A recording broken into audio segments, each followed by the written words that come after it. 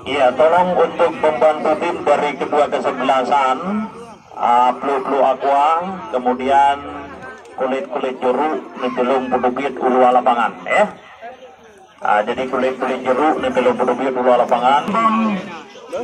Untuk Anda para pecinta kulit bundar penggemar si bola sepak, jangan Anda lewatkan pertandingan besok sore yang merupakan di sore yang kedua Open Turnamen Sepak Bola Piala Akademi Persimura U17 tahun antara kesebelasan Mutiara Raya. Untuk besok sore bakal ditantang oleh kesebelasan Boca Junior dari Pasir Lancang Kembang Bandung, ya.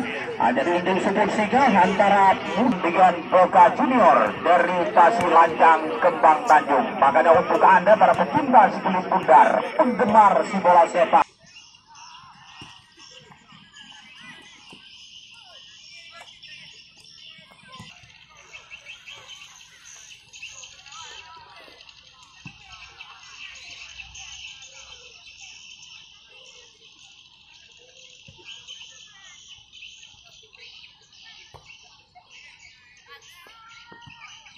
ayam bang gawang arep baru, ya, kaji kosongkan lapangan, ya, cok bola pindah dulu lapangan deh.